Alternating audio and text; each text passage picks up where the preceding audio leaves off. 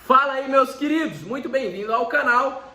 Hoje vamos falar um pouquinho sobre a alteração que veio tendo aí com o pacote anticrime, fazendo aí uma análise, né? Se foi legal, se tem ponto negativo, se tem pontos positivos. O que vem ser o pacote anticrime, né? Que vem trazendo aí pela lei 13.964 de 2019.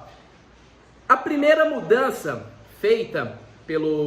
trazida pela lei 13.964 de 2019, trazida pelo pacote anticrime, está lá prevista no Instituto da Legítima Defesa. Antes de prosseguirmos, só para relembrar, legítima defesa. O que é legítima defesa? É uma causa excludente de licitude. As causas excludentes de licitude está dentro de um dos elementos essenciais para podermos falar em crime, que seria a licitude. Para se ter crime, é necessário o fato ser típico, ser lícito e culpável. A legítima defesa está dentro da segunda, licitude, ok?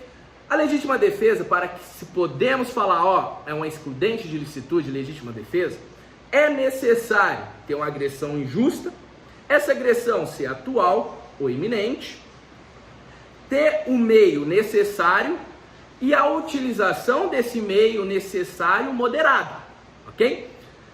Presente essa recapitulação, né, do que é a legítima defesa, onde se encontra a legítima defesa, prosseguimos agora para o que interessa, que o objetivo desse vídeo é apenas um bate-papo descontraído para falarmos sobre pacote anticrime, né?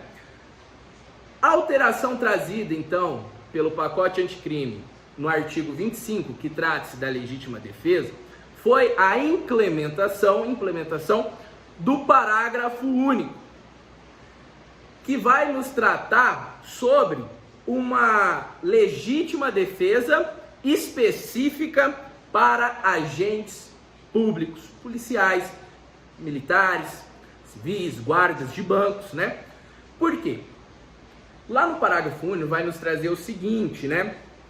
Que em situações que temos reféns, por exemplo, um assalto a banco e tem o bandido, faz refém uma vítima, aí é chamada a polícia e é feita ali, trazido para aquele local, aquele atirador de elite. E aquele atirador de elite, do outro lado da rua, com a sua sniper prontamente para atirar, efetua um tiro certeiro contra o bandido que está fazendo refém a vítima dentro do banco. Esse bandido vem a óbito. Esse policial, ele agiu em estrito cumprimento do dever legal ou legítima defesa.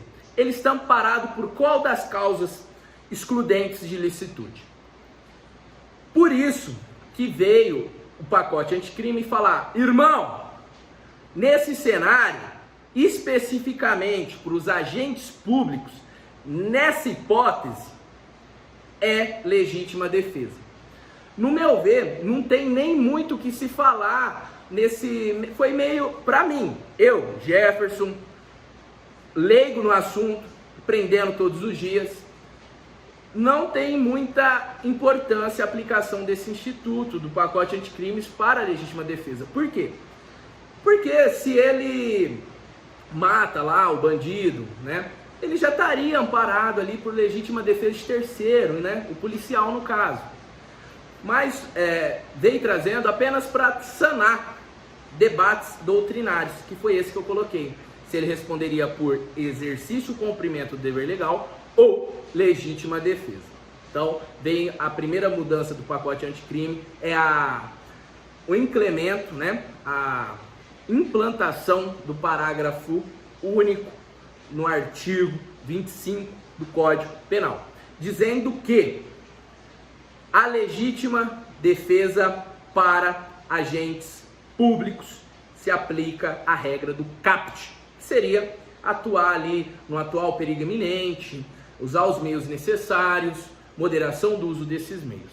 Tranquilo? Então, para título de curiosidade e para você que vai fazer exame da ordem, que concurso, enfim, para títulos de prova, conhecimento, é importantíssimo saber disso. Muito, talvez seja irrisório, talvez falar, tô nem aí com isso, é uma coisa simples, mas pode abrir brecha para as bancas que formulam as questões. Por exemplo, a FGV formula uma pegadinha. Ela pode perguntar lá assim: ô candidato, veja só, um agente público mata o bandido que faz uma vítima refém.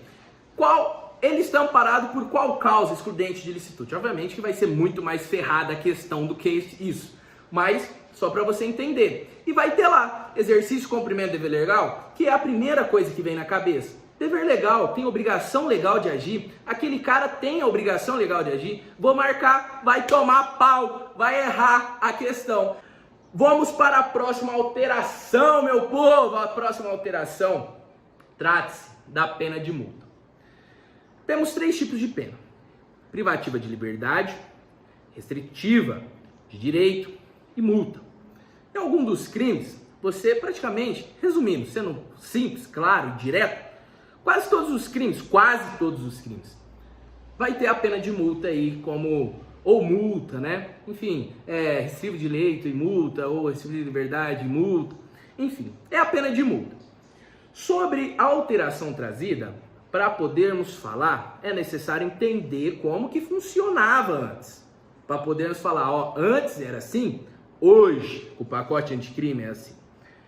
Antes, a DIN 3150 nos trazia que o competente, o legitimado para aplicar, executar a pena de multa era o juiz da execução penal, subsidiariamente a Fazenda Pública, o procurador da Fazenda, o Ministério Público, a Fazenda Pública.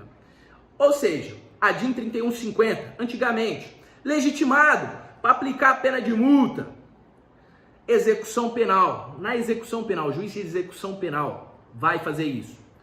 Se ele não fazer, quem vai fazer? Subsidiariamente, na inércia daquele juiz, procurador da Fazenda, a vara da Fazenda Pública.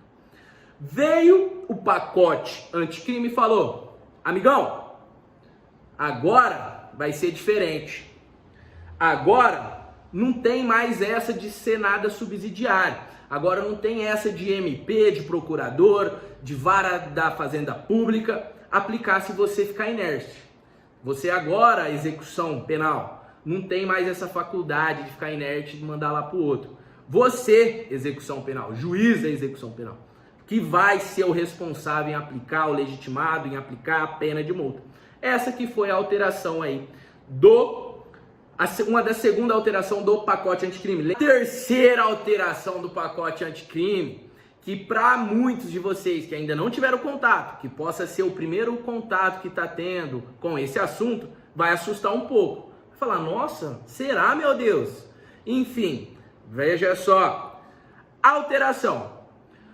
A terceira alteração consiste em: qual que é a pena máxima de cumprimento de sentença, de pena atual no Brasil? 30 anos. O cara foi condenado por 100 anos. Ele vai cumprir no máximo 30 anos. Legal? Essa é a atual. Veio o pacote anticrime e falou: a taxa de durabilidade de vida está muito alta hoje em dia. Porque isso era aplicado lá antigamente, muitos anos atrás, não faço nem ideia de quanto tempo. Aí com o pacote anticrime falou: irmão, hoje em dia a galera tá vivendo muito. Vamos colocar mais tempo aí, o tempo limite, o teto limite de cumprimento de pena. De 30, antigamente, atualmente, com a alteração do pacote anticrime, Lei 13.964 de 2020, falou de 30 para 40. Alterou então, que antigamente era 30 anos, cumprimento máximo, hoje em dia é 40 anos, né? Então, fique aí para título de questões, de prova. Perguntinha. Qual que é não vai ser essas perguntas assim, mas é que eu não tô com cabeça para formular. Mas veja só, qual que é o tempo máximo de comprimento de pena? 30, 10, 20, 40. Se você tiver desatualizado, você vai botar 30, porque isso é uma obrigação do operador do direito saber. Mas se você tiver atualizado com o melhor vídeo do canal do YouTube, já se inscrevendo aí agora, você vai colocar 40, vai gabaritar, vai fechar e é nóis. Demorou? Vamos para a quarta alteração, que no meu ver é uma das alterações mais difíceis de ser entendida. É uma alteração boa em algum aspecto, nem tão eficaz em outros. Veja só, a quarta alteração diz respeito ao livramento condicional. O que é o livramento condicional? É aquela liberdade que o acusado, condenado, recebe, aquele benefício, por cumprir algumas condições. O próprio nome já diz, livramento condicional. Está livre se cumprir condições. Legal? Então já sabemos isso. Quais são os requisitos para você obter esse benefício? Só para título de entendimento. Requisitos objetivos, requisitos subjetivos. Os requisitos objetivos diz respeito ao lapso temporal. Ou seja, é necessário cumprir uma quantidade da sua pena. Se primário, cumprir 1/3.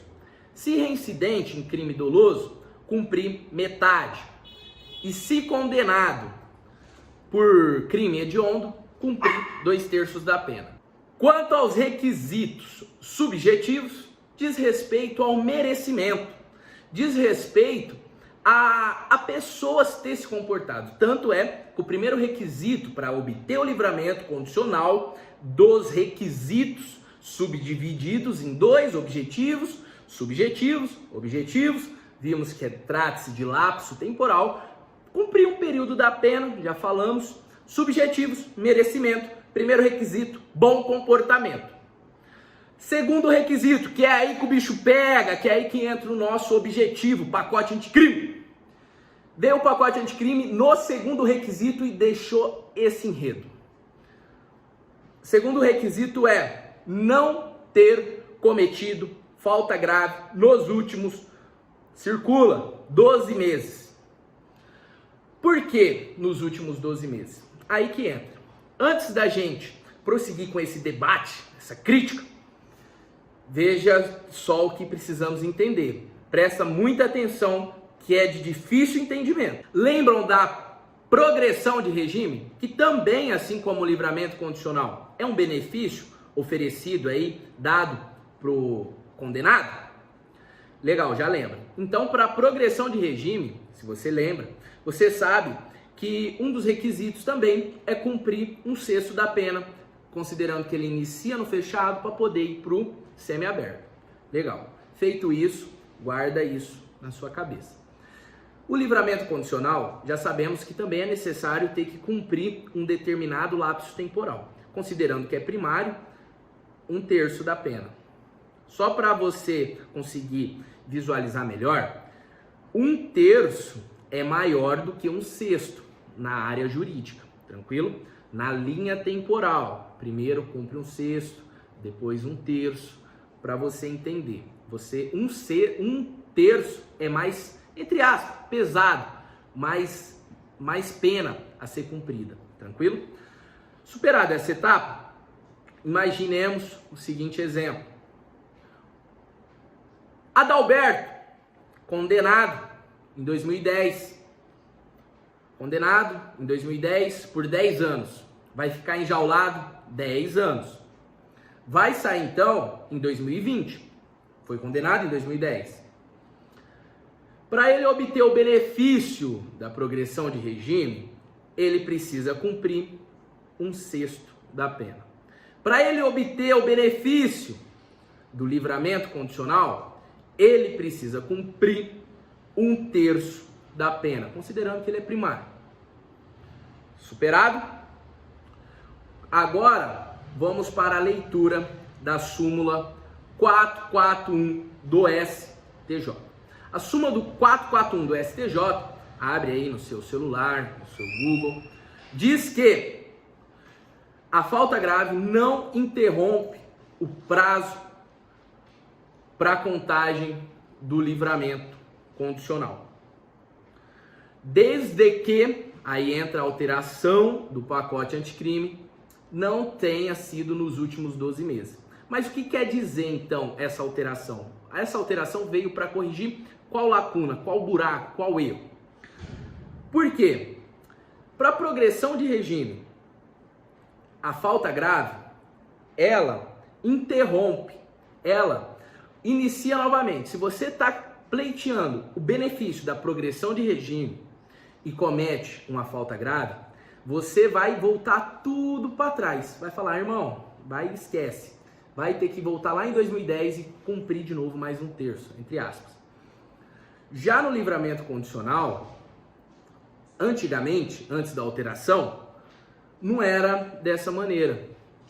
Você cometia a falta grave e dali do dia que você cometeu a falta grave, continuava ainda assim contando dali para frente para você obter o seu benefício do livramento condicional. Aí veio a Lei 13.964 de 2020, falou, isso está errado. Por quê? O livramento condicional é mais brando, é mais benéfico para o réu. A progressão de regime, a pessoa ainda, muitas das vezes, continua presa. Já o livramento, ele está livre, em liberdade. Então está sem coerência nenhuma, está tudo doido. Veio o pacote anticrime e falou, desde que não seja nos últimos 12 meses. Ou seja, falta grave. Legal.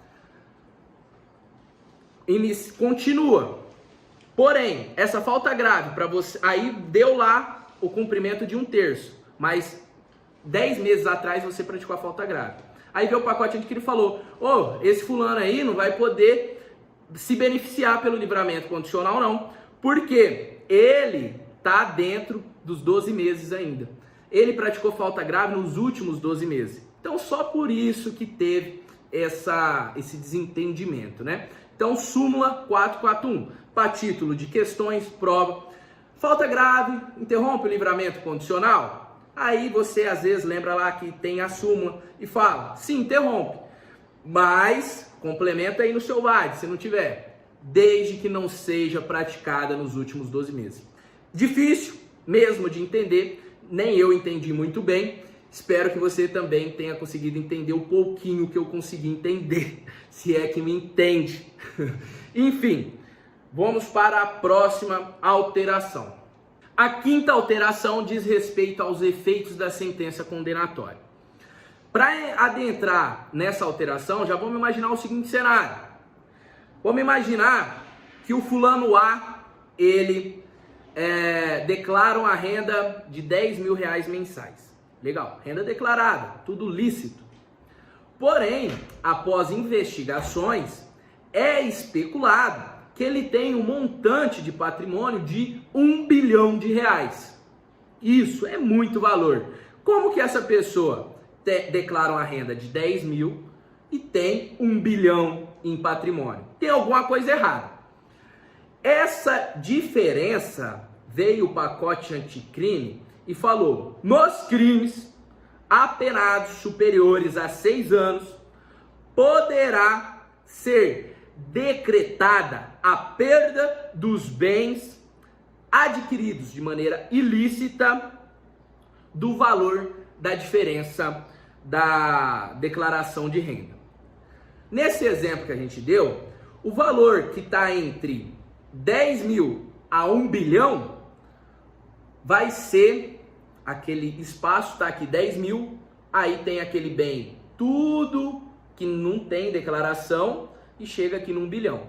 Esse meio, esse valor aqui, pode ser, com a alteração do pacote anticrimes, declarado, né, perda total, que vai para a União, né? Tanto que hoje em dia, vocês podem começar de agora para frente reparar que investigadores, que a galera da Polícia Civil, às vezes está cumprindo mandato de Hilux, está cumprindo mandato com Porsche Panamera, né? E vocês falando, pô, da onde está vindo isso? É desse pacote anticrime agora, legal? Então já fica ligado aí. A sexta alteração diz respeito à prescrição. Veja só, diz respeito à prescrição que está prevista lá no artigo 116 do Código Penal. Antes de prosseguirmos, é interessante saber a diferença entre suspensão e interrupção. A suspensão, por exemplo, o prazo prescricional foi suspenso. Isso significa que o prazo prescricional foi suspenso, está erguido, ele vai ficar ali durante um período até que se resolva aquelas questões de mérito, né? Enfim, até que se resolva a dúvida e depois ele volta a correr dali para frente, normalmente. A interrupção, foi interrompido o prazo prescricional. Coloque que já tinha andado uns 3 anos de prazo prescricional e você se dá com essa frase, foi interrompido o prazo prescricional, então volta do início. Essa que é a diferença. Suspensão, suspende, volta de onde parou. Prescrição, interrupção, volta do zero, tudo de novo, ok? Entendido esse cenário, lá no artigo 116 e seus incisos, vem nos trazendo algumas novas modalidades de suspensão do prazo prescricional. Não é nada muito complexo, apenas para título de curiosidade, né? Ficará o processo, no caso, ficará suspenso a prescrição quando? Aí já entra a alteração.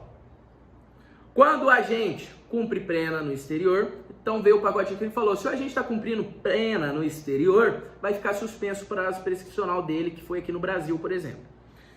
Quando? Na pendência de embargos de declaração, até o seu julgamento, ficará suspenso o prazo prescricional.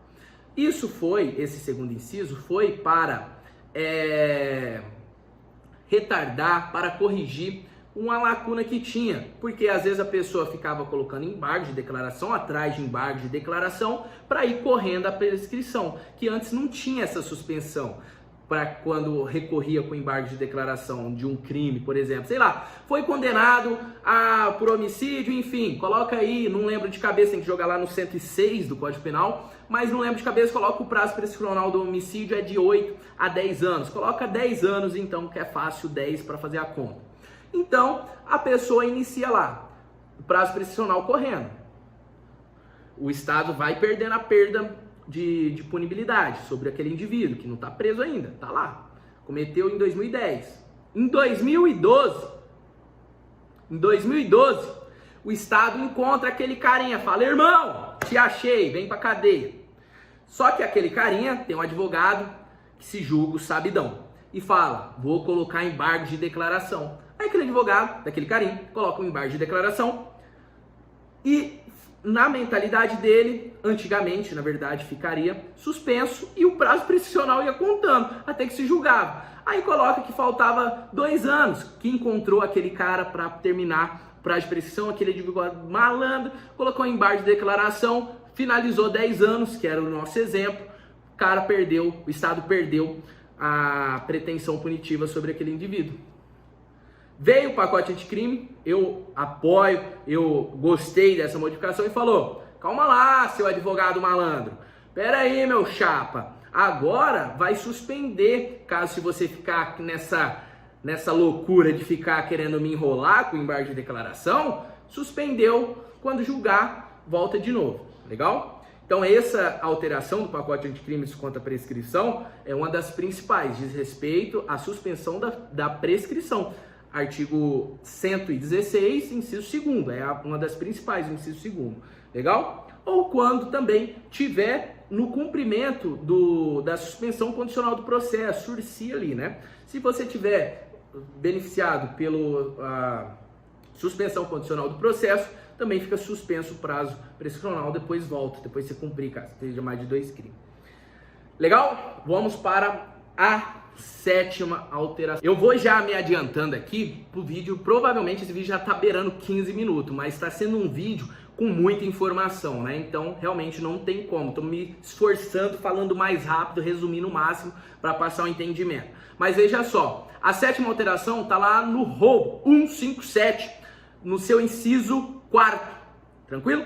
Que diz lá que o roubo terá uma nova causa de aumento. Aquele roubo praticado com arma branca, viu o pacote anticrime e falou, arma branca agora é causa de aumento, legal? de 1/3 à metade. Só para título de entendimento, a arma de fogo agora é também, arma de fogo de uso permitido é também causa de aumento de 2/3, e arma de fogo de uso restrito é também causa de aumento, porém até a metade da pena, cara. Isso daí eu ainda não sei não. Eu ainda preciso realmente estudar, dar uma pesquisada, porque é tudo muito novo. Mas de primeira, assim, aquele baque, eu falo, irmão, vai aumentar a pena do maluco até a metade? Será que não fere o bis in idem? Enfim, realmente eu não sei. Tô aqui agora aprendendo com os senhores aí, sempre buscando atualizar, sempre buscando aprender. Mas deixa no comentário aí, o que vocês acham dessa alteração do pacote anticrime no 157/4 ali em seguinte? Roubo praticado com arma de fogo de uso restrito aumentar até a metade. Cara, no meu ver, visão de promotor do Ministério Público, isso foi feito para aquela galera da favela, para aquele bandidão da favela, que tá com AK-47, que tá com arma policial, arma de uso restrito, para ferrar mesmo, e merece ser ferrado. Tem que prender, eu sou a favor. Mas, agora tirando, esse foi meu senso comum. Agora, andando com a lei, não sei não, fica meio assim, né? Mas, deixe no comentário aí. Vamos, então, rapidamente para a 8ª alteração. Deixa eu pegar aqui meu caderninho, porque é muita coisa, camarada, é muita coisa, sangue bom. 8ª alteração diz respeito ao estelionato. Essa alteração, fica atento que vai cair com certeza no próximo exame da ordem, que vai cair com certeza no seu concurso que vai abrir esse ano, provavelmente para delegado, investigador, escrivão, com certeza vai cair. O estelionato está dentro do capítulo de crimes patrimoniais do nosso Código Penal, lá no nosso artigo 171. Antigamente, o estelionato, a regra única e exclusiva dele era ação penal pública incondicionada.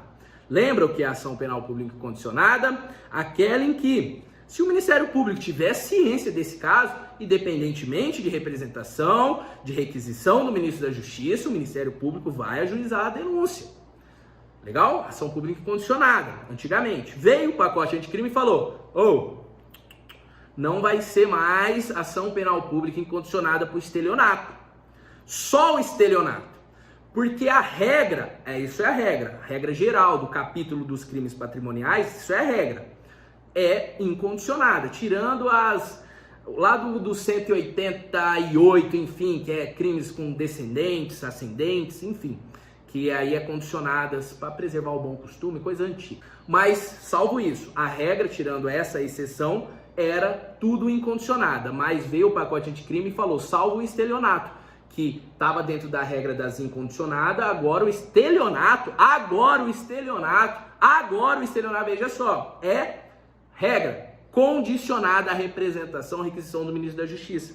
Ou seja, se você for vítima de um estelionato, você vai precisar ir lá na delegacia e falar ao seu delegado, fui vítima do estelionato, quero representar. Tudo bem? Não adianta ficar inerte e, sei lá, só achar que o Ministério Público vai fazer que agora não vai. Diferentemente de um roubo, diferentemente de um furto. Tranquilo? Porém, ainda dentro das alterações, dentro do estelionato, ainda há algumas exceções. Ainda há algumas exceções que vai nos dizer assim, o estelionato 171 será de ação penal pública com a alteração do pacote anticrime, condicionada à representação. Salvo quando, aí tá lá nos seus parágrafos, quando o estelionato for crime praticado contra a administração pública, quando o estelionato for crime praticado contra criança e adolescente, quando o estelionato for praticado contra pessoas com deficiência mental ou física, enfim, né? Não, na verdade só deficiência mental, física não. Ou quando o estelionato for praticado com maior de 70, não é 60. Atente-se nessa pegadinha. Muitas das bancas agora provavelmente vai cair lá na sua pergunta, na sua prova da OAB, no seu concurso. O estelionato é crime de ação penal pública, condicionada, incondicionada, ação penal privada, enfim. Aí vai ter lá, você vai lembrar da regra. Você estiver desatualizado, vai marcar incondicionada, vai tomar pau. Vai marcar lá condicionada a representação. E se no problema da FGV, por exemplo, falar assim, irmão, a administração pública foi vítima de estelionato e você estudou o pacote anticrime, você viu esse vídeo, mas viu esse vídeo desatento. E vai ter lá as opções. Nesse cenário, estelionato, vítima, administração pública, vai ser ação penal pública incondicionada, condicionada, ação penal privada. Você vai falar, lembrei do vídeo, vou marcar que é ação penal condicionada. Parcialmente certo, mas na verdade vai tomar tela. Mas, por quê? É a exceção à administração pública, criança e adolescente, maior de 70 anos, absolutamente incapaz e pessoas com deficiência mental. Tudo bem? Estelionato, regra antigamente incondicionada, pacote anticrime alterou para condicionada representação, salvo quando for administração pública e todos aqueles requisitos. Demorou? Bora para a última alteração, meus queridos. A última alteração é uma alteração muito simples de ser falada, já estou caminhando para o final. Juro para os senhores que eu também já estou morrendo de sede e vocês também já devem ter cansado de me ouvir falar. A última alteração está presente lá no 316 Código Penal, que diz respeito à concussão. Antigamente, a concussão era penada com pena de 2 a 8 anos. Veio o pacote anticrime, Lei 3.964 de 2020, que foi promulgada, publicada em janeiro, dia 23, se não me falha a memória. Veio esse pacote anticrime e falou, agora o crime de concussão não vai ser só de 2 a 8 anos. O crime de concussão vai ser de 2 a 12 anos. Aumentou a pena. Beleza? Rapaziada, hoje o vídeo foi esse daí, espero que tenham gostado.